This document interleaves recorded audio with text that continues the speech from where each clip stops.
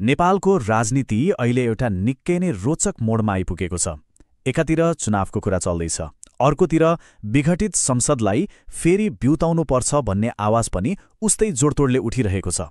आखिर यो राजनीतिक रसाकसीले देशलाई कता लैजाला त? आउनुहोस् आजको यस विश्लेषणमा यही गतिरोधलाई अलि नजिकबाट निहालौं। ल सुरु गरौं नेपालको यही राजनीतिक दोधारबाट। हो, अहिलेको सबैभन्दा ठूलो र जल्दोबल्दो प्रश्न नै यही हो, देश चुनावमा जाने कि संसद पुनर्स्थापना गर्ने?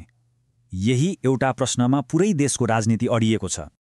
हेर्नुहोस्, एकातिर अन्तरिम सरकार छ जसले जसरी पनि फागुन 21 मा चुनाव गराउने अडान लिएको छ, अनि अर्कोतिर छन् प्रमुख प्रतिपक्षी दलहरू जसको एउटै माग छ, विघटित संसद फिर्ता चाहियो।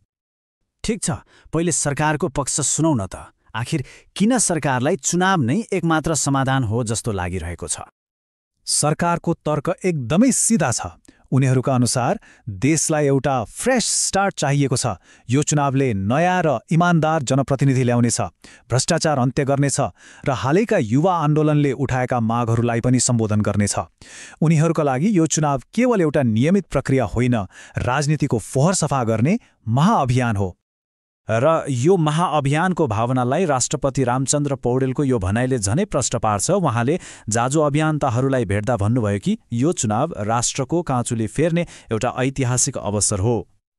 अनि यो कुरा खालि बोलीमा मात्र सीमित छैन है, काम पनि सुरु भइसकेको छ।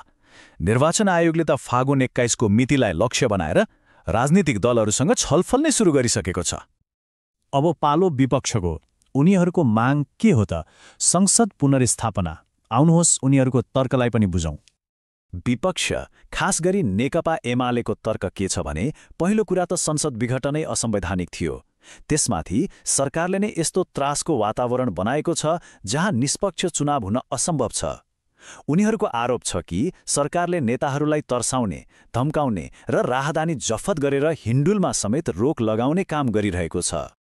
उनीहरूको यो डर र आशंकालाई नेकपा एमालेका नेता महेश बर्तौलाको यो भनाइले प्रस्ट्याउँछ, जहाँ उहाँले सरकारले मुलुकमा भएको साम्राज्य सृजना गरेको आरोप लगाउनु भएको छ।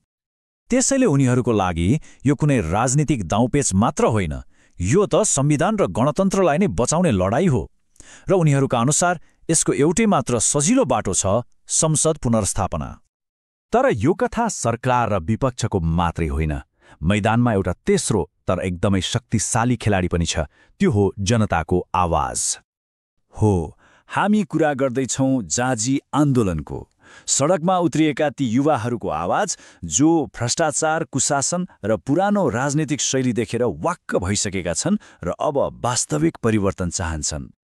र यी युवाहरू सडकमा नारा लगाउन मात्रै आएका होइनन्, उनीहरूले सिधै राष्ट्रपति र प्रधानमन्त्रीलाई भेटेर आफ्ना स्पष्ट मागहरू राखेका छन्, जस्तै भ्रष्टाचार विरुद्ध कडा कारबाही, पीडितलाई न्याय र आन्दोलनका मागहरूलाई संस्थागत गर्ने लिखित प्रतिबद्धता।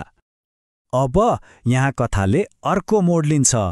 राज्यले उनीहरूको आन्दोलनलाई कसरी हेरिरहेको छ त? राष्ट्रपतिले आन्दोलनको प्रशंसा त गर्नुभयो, तर साथसाथै उहाँले यो पनि भन्नुभयो कि अब उनीहरूले आन्दोलनको ऊर्जालाई चुनाव सफल बनाउनतर्फ लगाउनुपर्छ। ल, यति सबै कुरा बुझिसकेपछि अब प्रश्न उठ्छ, अब के हुन्छ त? देश कुन बाटोमा अगाडि बढ्छ?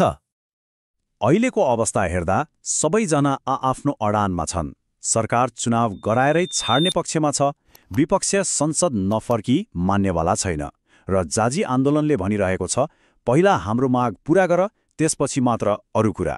कोही पनि पछि अड्न तयार देखिँदैन।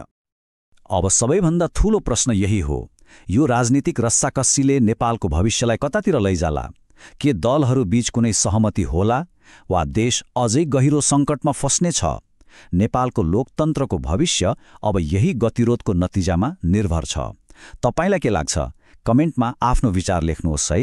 र यस्तै राजनीतिक विश्लेषणहरूको लागि हाम्रो च्यानललाई लाइक, शेयर अनि सब्स्क्राइब गर्न चाहिँ नभुल्नुहोला। धन्यवाद।